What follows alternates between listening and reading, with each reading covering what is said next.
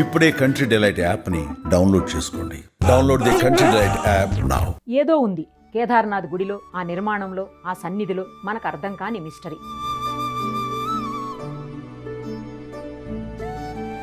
Yes, భారతీయ వాస్తు పరిజ్ఞానం మన గుళ్ల నిర్మాణంలో ఉంది. 100 ఏళ్లు అలా చెక్కు చెదరకుండా ఉన్న మహా ఆలయాలు ఎన్నెన్నో. ప్రత్యేకించి కేదార్నాథ్ ఎవరు నిర్మించారనే వివరాలే సరిగ్గా తెలియవు. 8వ శతాబ్దం అంటుంటారు.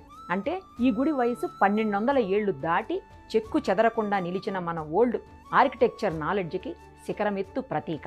అసలు ఆ గుడి నిర్మాణ స్థలమే ఓ మిస్టరీ. దాన్ని ఎందుకు ఎంచుకున్నారు అప్పటి నిర్మాణ స్థపతులు అనేది మిస్టరీ. ఈ రోజుకు అది గుడి నిర్మాణానికి ప్రతికూలమైనదే. ఒకవైపు 22,000 అడుగుల ఎత్తులో కేదార్నాథ్ కొండ, మరోవైపు 21,600 అడుగుల ఎత్తులో కరచ్కుండ్, మరోవైపు 22,700 అడుగుల ఎత్తులో భరత్కుండ్ ఉన్నాయి. ఈ 3 పర్వతాల గుండా ప్రవహించే 5 నదులు మందాకిని, మధుగంగ, చిర్గంగ, సరస్వతి, స్వరంధరి. చలికాలంలో విపరీతమైన మంచు కురిసే చోటు, వర్షాకాలంలో నీరు అతి వేగంతో ప్రవహించే ప్రదేశం. అది ప్రవాహ స్థలి. ఈ రోజుకు మనం అక్కడికి వాహనాల్లో వెళ్లలేం. మరి అంతటి ప్రతికూల పరిస్థితుల్లో ఎలా కట్టారు? కేదార్నాథ్ దేవాలయంలోని రాళ్లపై లిగ్నోమాటిక్ డేటింగ్ పరీక్ష నిర్వహించినప్పుడు దానిలో 14వ శతాబ్దం నుంచి 17వ శతాబ్దం మధ్యకాలం వరకు ఆలయం పూర్తిగా మంచుతో కప్పబడి ఉందని ఆ పరీక్షలో తేలిందట. అయినా సరే గుడి చెక్కు చెదరలేదు. 2013లో కేదార్నాథ్ను తాకిన విపత్కర వరద చూశాం కదా. సగటు కంటే 375% ఎక్కువ వర్షపాతం నమోదైంది. చాలా మంది మరణించారు. పలు పరిసర గ్రామాలు దెబ్బతిన్నాయి. మన ఎయిర్ ఫోర్స్ దాదాపు 1,00,000 మందిని రక్షించింది. అంతా అతలాకుతలం. ఆ వరదలు తగ్గిన తర్వాత చూస్తే 1200 సంవత్సరాల తరువాత ఆ ప్రాంతంలోనికి బయట నుంచి తరలించబడినది ప్రతిదీ తుడిచిపెట్టుకుపోయింది. ఒక్క నిర్మాణం కూడా నిలబడలేదు.